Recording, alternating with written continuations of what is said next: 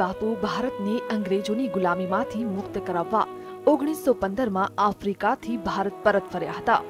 તેઓ માનતા હતા કે પોતાની માતૃભાષા ગુજરાતી છે, ત્યારે અમદાવાદથી જ આઝાદીની ચળવળ શરૂ કરવામાં આવે।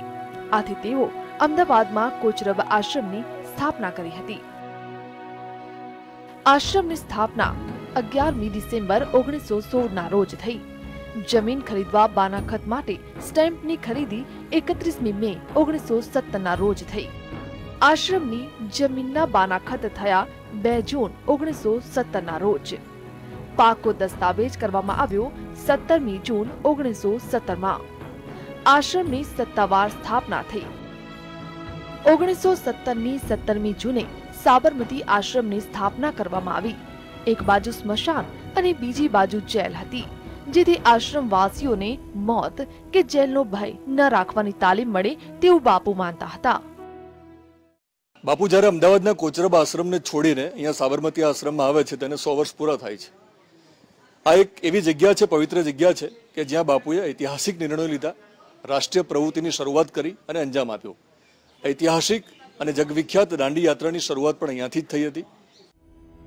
સાબરમતી આશ્રમ સ્થપાયો ત્યારે બાપુ ચંપારણમાં હતા, પણ 2 મહિના પછી ઓગસ્ટની 21મી તારીખે બાપુ અહીં આવે છે અને 1930 સુધી રહી દાંડી કૂચ સહિતની અનેક રાષ્ટ્રીય પ્રવૃત્તિઓ કરે છે। એમણે સામાજિક આર્થિક સુધારાનો એક યુગ શરૂ કર્યો, પણ ખરા અર્થમાં હિન્દુસ્તાનના પોલિટિકલ પાવરનું એપિસેન્ટર એ સાબરમતી નદી કિનારેનું આ આશ્રમ બન્યો। એને 100 વર્ષ થાય છે।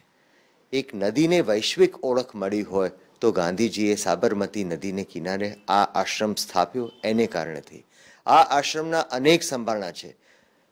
જે દુનિયાના મોટામાં મોટા સત્યાગ્રહમાં જેની ગણતરી થાય છે, એ દાંડી કૂચ એ જ આશ્રમથી બાપુએ શરૂ કરી હતી, ચુનંદા 78 સાથીઓ સાથે। પણ બીજી અનેક પ્રવૃત્તિઓ પણ ગાંધીજીના લગભગ 13 વર્ષના આશ્રમ જીવન દરમિયાન આ સાબરમતી નદી કિનારેના આશ્રમથી એમણે કરી હતી। ગાંધીજીને આશ્રમની સ્થાપના કરી અને વર્ષો સુધી આ આશ્રમમાંથી જ આઝાદીની લડતની ચળવળ ચલાવી હતી। ત્યારે આજે આ આશ્રમની સ્થાપનાના 100 વર્ષ પૂર્ણ થઈ રહ્યા છે, ત્યારે ઉજવણી કરવામાં આવી રહી છે। કેમેરામેન જીતુ મકવાણા સાથે દિનેશ સિંધવ।